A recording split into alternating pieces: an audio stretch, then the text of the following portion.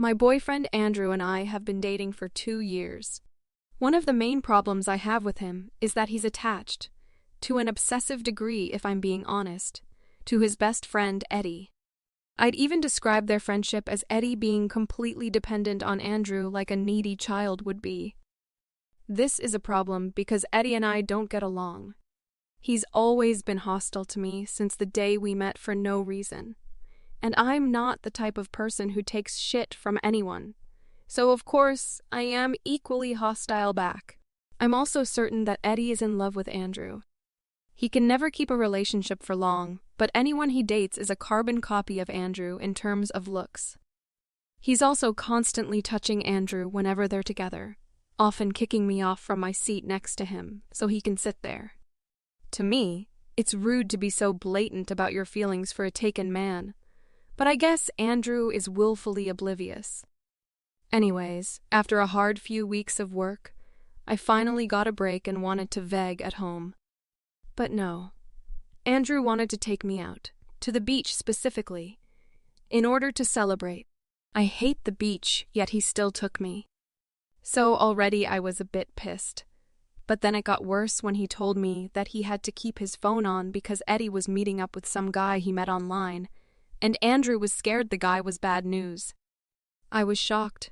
Eddie's a grown man, he can take care of himself. But I told myself I'd be reasonable. That was a big mistake because sure enough, 2 hours in, guess who calls?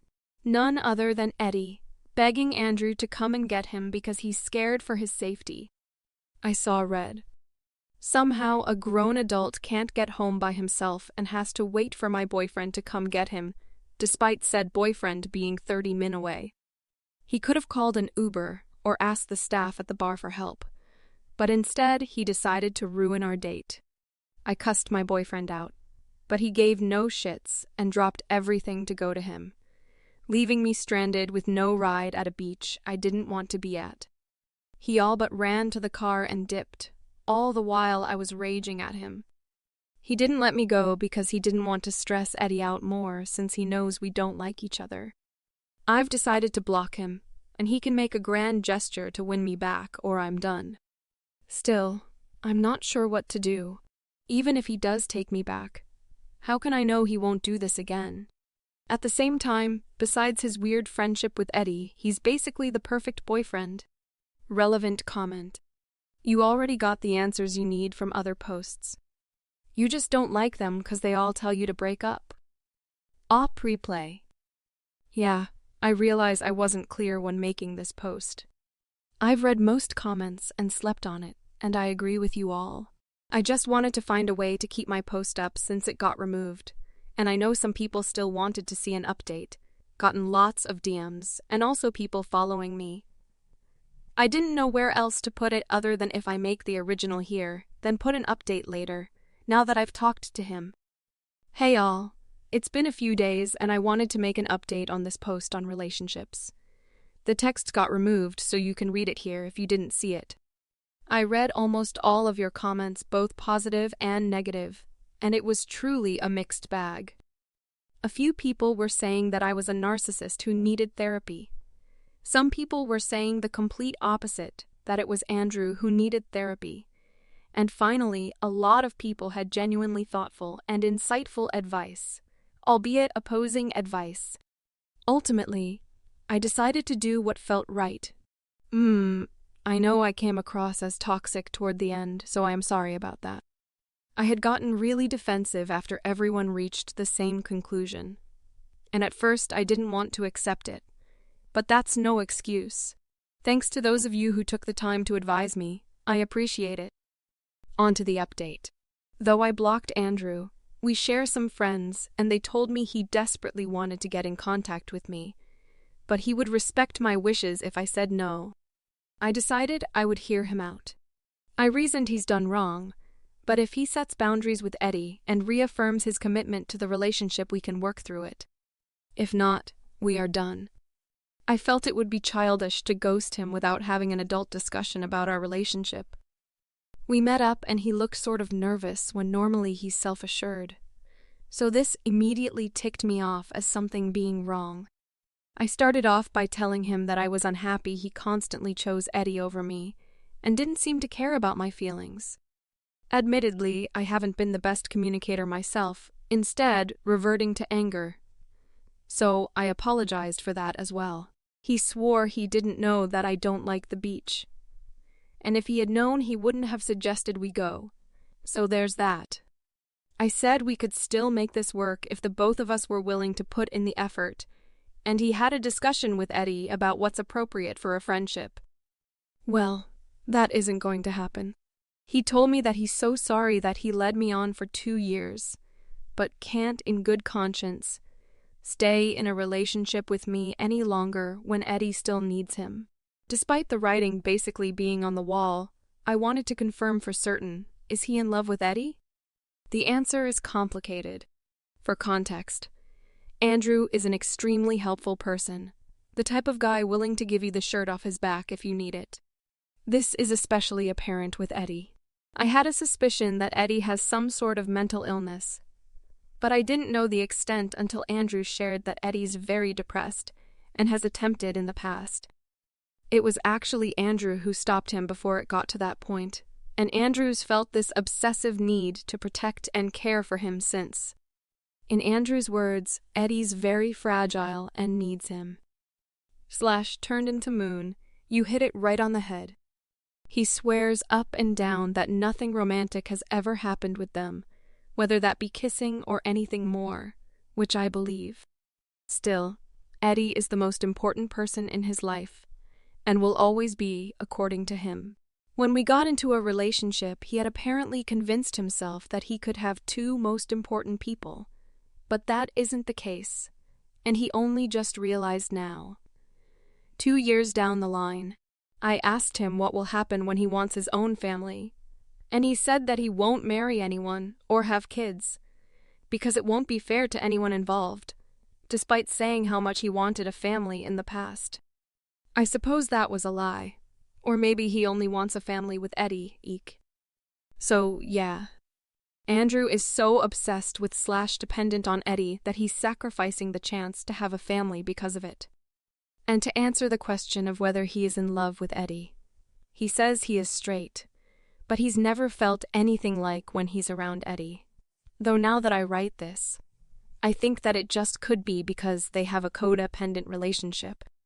I'm not fully convinced he's in love with Eddie in the romantic way, but rather he loves Eddie so much that he will do anything for him. Then again, I might be wrong. To me, this is super unhealthy, but it's not my problem anymore. He told me that he was really sorry and he hates that he did this to me. He seemed genuinely torn up about it too, but that's not changing the fact that 2 years of my life are wasted. I'm a 32-year-old woman who dreams of having a huge family, yet I don't have a partner and I'm in no shape to get one anytime soon. Sure, I'm still relatively young, but time is ticking. He promised he'd set me up with someone, as if that's going to make up for this. I doubt he'll do it anyway since all he cares about is Eddie, or at least that's what it looks like. You probably think I sound so salty and angry right now. Well, it's because I am salty and angry. I don't have it in me to have a positive outlook right now. I know I should move on and stop feeding into my anger toward him. But it's only been 2 days, so I'm not about to do that anytime soon. Thanks again to those who dealt with my BS in the comments. I know how infuriating it must have been, because rereading them, I too feel annoyed at my past self. Story 2. I just found out my fiancé I've been with for 5 years was a monster in high school. I'm gonna type this fast excuse. The grammar he's back for lunch, and I don't know him to know anything yet. Okay guys, so I 25 female met my fiancé 27 male 5 years ago. I thought he was perfect. He's handsome, kind, funny, and has a stable job, cop. He's treated me so well since we met. He stopped me down for speeding and ended up with my number. Everything was going so looking back. Now I should have seen the red flags like his family and old friends joking about his temper and his high school bad boy days. And now I'm questioning, did my cat really run away or did he make him? I'm babbling so here, What happened, we had an engagement party in his hometown a few days ago, and I got a Facebook message, now long after, warning me about my fiancé saying he was this monster in high school. So I thought, lol, this is someone trolling, but then as the day went on, 5 more people messaged me, one being his cousin. I asked his cousin for proof, because in my native dumb head, I thought this was a joke because my fiancé is an amazing person. He is a cop, for God's sake. And his cousin told me, give him a few hours. Well, about 2 hours ago, my world turned upside down. I was added to a group chat with a lot of proof. I've seen videos, heard stories, and seen screenshots. Even a memorial page of one of his victims, suicide at 16. Guys, this was horror movie level shit, from threats, assault, both physically/sexual, lots of misogyny and homophobia, even one of him harming person's dog, while the kids screamed as my fiancé laughed. He looked about 18 in the video. The stories I heard both broke my heart and scared me, and I don't know what to do. Maybe he has changed? Should I confront him? Should I give him a chance to tell his side? Okay, so I'll give more information now I'm alone. I spoke to his cousin, and I asked, why didn't they ever do anything since they have videos? He said, you haven't thought we tried years ago. Life isn't a fairy tale. The bad guy doesn't always face justice. Your future in-laws and fiancé made sure everything always went away. And I then asked why now. Tell me he was honest. They, him and other victims, wanted to warn me out of both concern but mostly revenge, because how dare he have a happy life after what he did to them, which fair? I asked, did he know if my fiancé ever did anything like anger management or therapy after high school? He said he did, and I asked if he thought my fiancé changed. He said, well, he isn't like his high school self anymore. People like him never truly change. I asked him if I decided to leave, would he help me? He said he would, but we would need to make a plan that can't lead back to him for his safety. Update 1. Okay, I'll answer some things that you'll keep being up. I can't 100% say he unalived my cat because my cat liked to escape and wander the neighborhood. People keep asking me why I didn't see any red flags in 5 years. I didn't notice them at the time. As for how we got together, people keep pointing out that was a red flag. Well, look, I'm gonna be real here. At the time, I thought I was hot stuff because I talked my way out of a ticket, and he is really handsome. So I thought in my naive head it would be a cute story to tell our grandkids one day. I'm from a country where people don't fear cops like they do in America.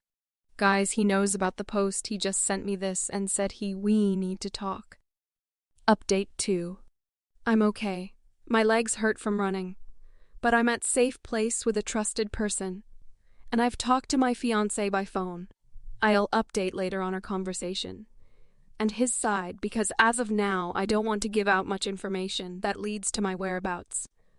But I will tell everyone how he found that post. I was too stupid not to change details, so someone we knew reconsidered it and sent him the post. I also found my passport, which in my panic I forgot I moved when I was reorganized a few weeks ago, and he also admitted to giving my cat to a coworker, which until I see proof I don't believe it. There's other stuff.